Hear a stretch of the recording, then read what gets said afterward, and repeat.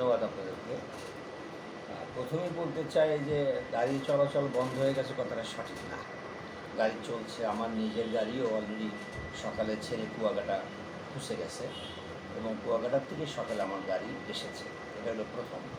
এর মধ্য দিয়ে এই যে লকডাউন ডেকেছে পরাজিত শক্তি, যারা কিছুদিন আগেও ক্ষমতায় ছিল, তো সেটা মানুষ প্রত্যাখ্যান করেছে। হ্যাঁ, এখন ব্যাপারটা হচ্ছে যে একটা গাড়ির দাম 50 লক্ষ 60 লক্ষ টাকা। একজন গাড়ির মালিক খুবই অসহায় এবং বাংলাদেশ পুলিশের মানে যে জনবল এটা খুব কম, যার কারণে সব জায়গায় তারা নিরাপত্তা দিতে পারে না। আপনারা দেখেছেন যে পেট্রোল বোমা মেরে দূর থেকে পালিয়ে যাচ্ছে।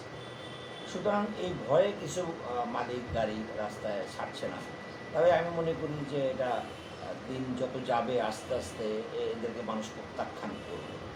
এক দুই হচ্ছে যে গত কদিন ধরে 3 দিন ধরে এরা গাড়ি জ্বালাও পোড়াও করছে এবং পরশুদিন আমার একটা ড্রাইভার, তিনি গাড়িতে গিয়ে ময়মনসিংহ ঘুমিয়েছিল, সকালবেলা বাড়িতে যাবে, মাত্র 26 বছর বয়স ছিল, নতুন বিয়ে করেছে, রাতে তাকে পুড়িয়ে হত্যা করা হলো। অত্যন্ত নির্মম এবং নিষ্ঠুর। এতে করে কিন্তু একটা জিনিস প্রমাণিত হচ্ছে, আপনারা খেয়াল রাখবেন যে 2014 সালে বিএনপির যে গণতান্ত্রিক আন্দোলন ছিল বা বিরোধী দল, বিএনপি সহ সকল বিরোধী দলের, সেখানেও কিন্তু এইভাবেই আপনার মানুষ প্রায় হত্যা করা হয়েছিল।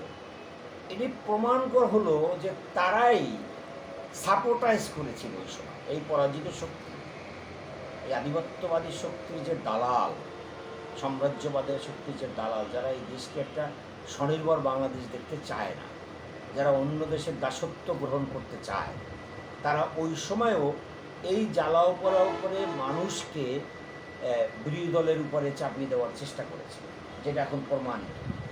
এবং দেখেন আপনার মানে দুঃখজনক এবং হতাশাজনক ব্যাপারটা হলো যে আজকে হচ্ছে লকডাউন তাদের, তাই না? কিন্তু 3 দিন আগে থেকে তারা গাড়ি জ্বালাও পোড়াও করছে।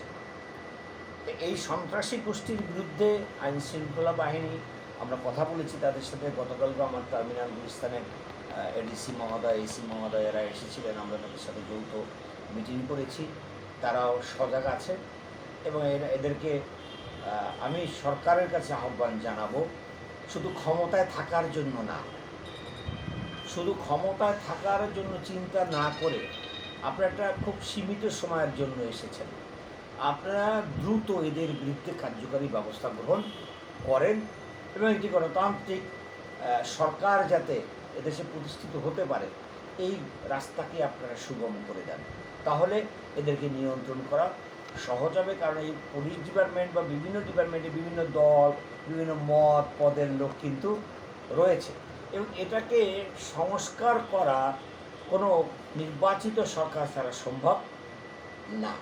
এই জন্য যত দ্রুত সম্ভব একটা গ্রহণযোগ্য নির্বাচন হবে, তত তাড়াতাড়ি দেশ একটা স্থিতিশীলতার দিকে চলে আসবে। আর আমরা পরিবহনের মালিক শ্রমিক, আমরা ঐক্যবদ্ধ, যে কোনো নাশকতার বিরুদ্ধে আমরা কঠোর হস্তে দমন করব ইনশাআল্লাহ।